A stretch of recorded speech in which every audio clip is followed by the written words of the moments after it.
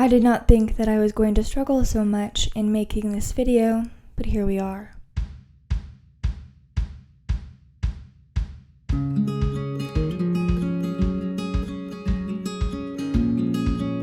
Hello and welcome to my channel where we discuss, critique, and analyze books, share book recommendations, do book tags, and so much more. I'm Ainsley, and in today's video we are going to be sharing book recommendations based on popular television shows of the past 20 years. My initial wanting for this video was to only use series that are currently on air or ones that were in the last 5 years, just to have it into a much more condensed period, but unfortunately that was a lot harder for me, so I decided to open it up a little bit and do shows from the past 20 years. So with all that being said, let's get on it. Stranger Things is one of the most popular television shows out there at the moment, and it is a Netflix original series with an incredible cast of characters and interesting dynamics. So one of the things that I personally love about this show, and I think one of the things that makes it so popular, is the relationships and dynamics between the four young kids, Lucas, Dustin, Mike, and Will. My personal favorite in that is Lucas, especially now, but I also really love Dustin, and I love them all. Let's be real. They're absolutely precious. I love them. They're great. So, I have decided to recommend the book The Body by Stephen King for you. It is a novella, so it's a very short and simple read, and it follows four young boys, preteens, who, after hearing from one of their brothers, unbeknownst to said brother, that there is a body in the woods, they decide to go on a little journey to find the body. And it's this really great coming of age that is told from the past point of view of one of the children. The dynamics between the boys is one of the things that makes me have this book as a recommendation, but I also find that this book is a confrontation of death and recognizing what death really is. I think when you're young, you don't see it as something necessarily so final. I know that's a very personal thing, but there is this confrontation of death and grief, and you have Gordy, who lost his brother, and so he is dealing with that, and I don't want to give everything away, but I know a lot of people have seen Stand By Me. The overall theme in The Body is the difficult relationships and the difficulties of relationships and change and growth, and how as you get older you confront grief and death, and this is a real confrontation of that, and I think that thread also exists throughout Stranger Things. I got it. Another book I would highly recommend for fans of Stranger Things is a lot more gruesome and horror-oriented, and that is It by Stephen King. Now, I'm sure many of you know that this book is about a group of kids in the 1950s who take on a mysterious entity that takes the form of a clown. Now, if this was me as a kid, I would probably have shit my pants. I probably would too as an adult, just because also absolutely terrifying. But why the hell did he have to take on the form of clown? I'm guessing it's because a lot of kids are scared of clowns, but still, that's rude. Rude, dude. Rude, Pennywise. Why? I have listened to the audiobook. I don't know if I'd recommend the audiobook. I think I would recommend the actual pages for this one. That's just me. I like audiobooks, but I'm kind of a lot more picky on my audiobooks. But if you are interested in dynamics, taking on something out of your wheelhouse, I guess, because you're like freaking a child and you're taking on this mysterious entity. And yeah, what more do I need to say? Succession is a story about a family similar to that of the Murdochs who own a multimedia agglomerate company. And it's about the dynamics between the family, and they're all in search of power and want to take over for the patriarch of the family.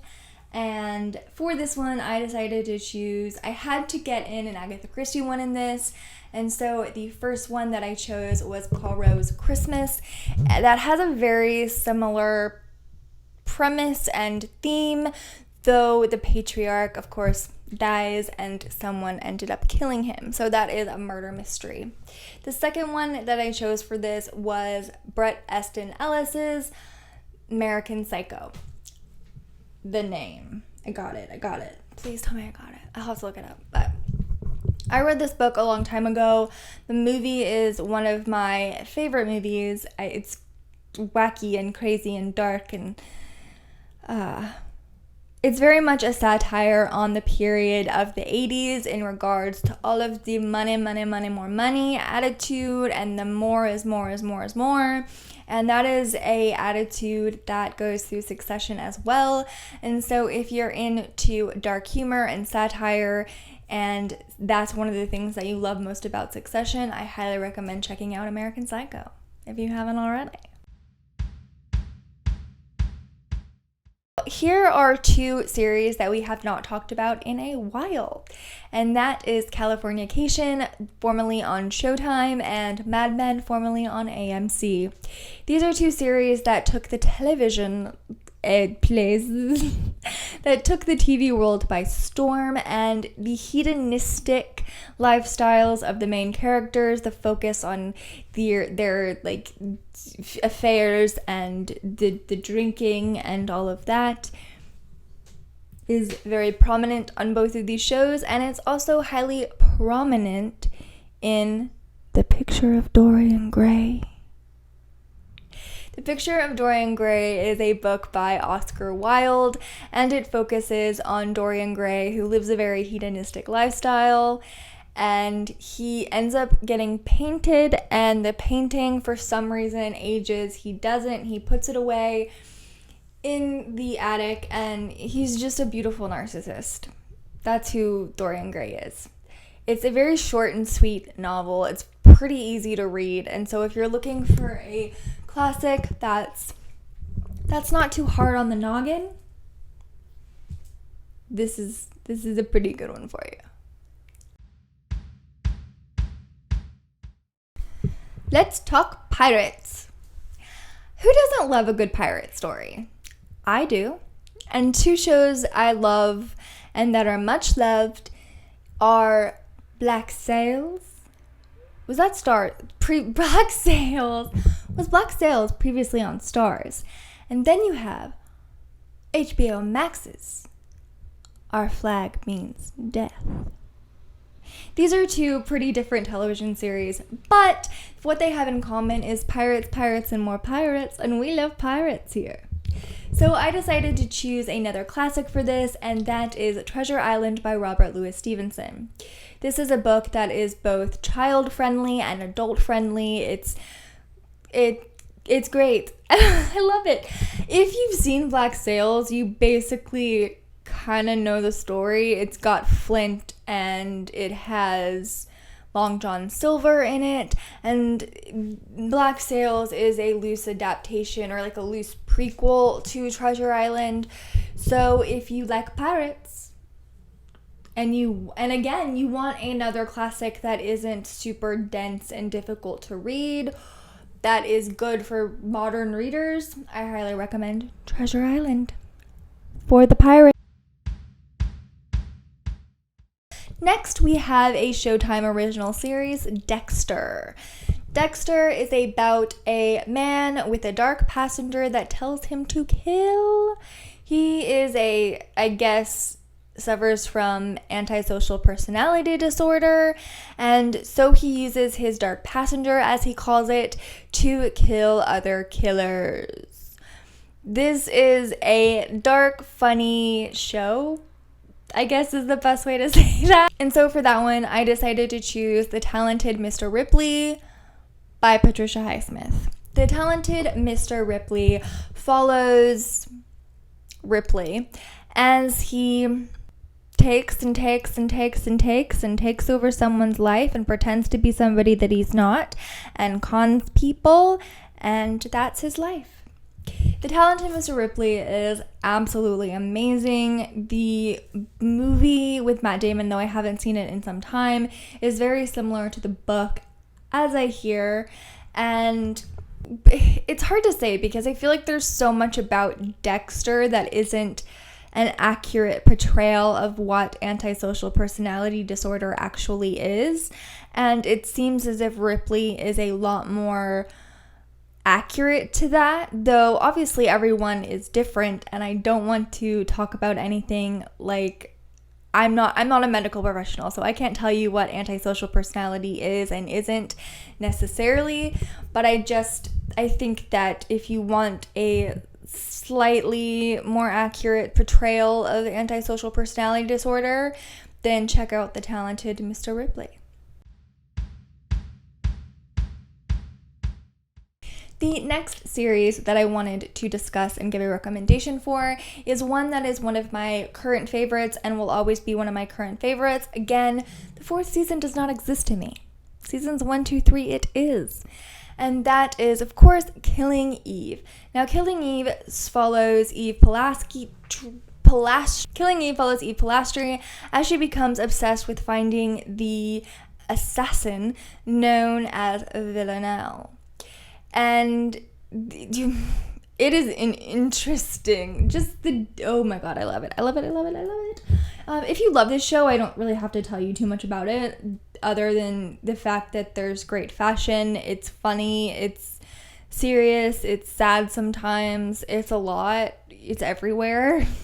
Now, the book I decided to choose for this is Strangers on a Train, another one by Patricia Highsmith. Now, if you are a fan of Dexter, you'll probably also like Strangers on a Train, quite possibly. If you like Killing Eve, you might also like The Talented Mr. Ripley, as there's a bit of a crossover, and I didn't really know which one to choose for which, so I just decided to switch it, but you can also switch it yourself.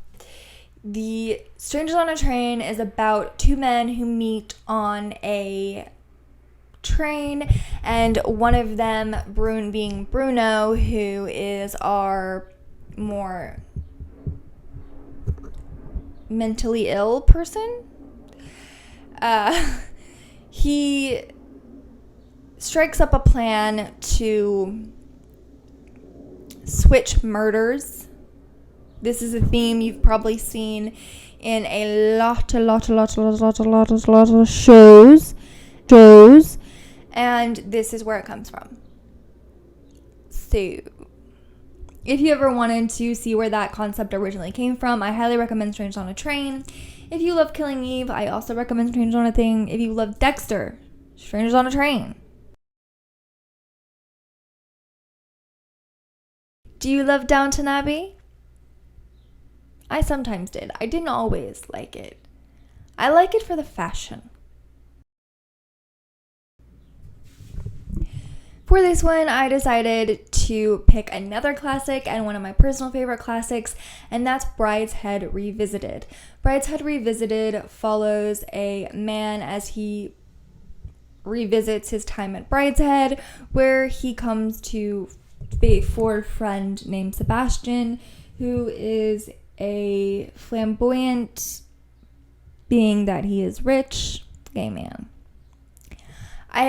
There was this very interesting thing that the director of Benedictine, which is a story about Siegfried Sassoon, said, and when somebody asked him about how open some of these people seemed about their sexuality, and he says that's privilege, and I love that. Wealth privilege really allowed some people the ability to be more themselves, and that doesn't necessarily mean, And that doesn't mean at all that they didn't deal with the homophobia and the dangers that defaced gay men, or gay people in general, but just there was a lot more privilege and a lot more expectation for a rich person to be a certain way than a poor person to be that way. So if you are looking for something similar to Downton Abbey, something that's if you like a good little like period piece, if you like extravagance, and this one has a little bit more of a darker element to it overall, but I do think if you like that kind of atmosphere, you'll find yourself loving Brideshead Revisited. Also, it's not super heavy, so it's not something that's if you're a fan of, or if you're not this big fan of classics, I think you could still really get into it. Thank you so much for taking the time to watch my little rant recommendations based on television shows that were popular the last 20 years. I really appreciate you taking the time out of your day to watch this video or any of my videos. It truly means a lot to me. I'm really enjoying doing this, and I want to do this more and more.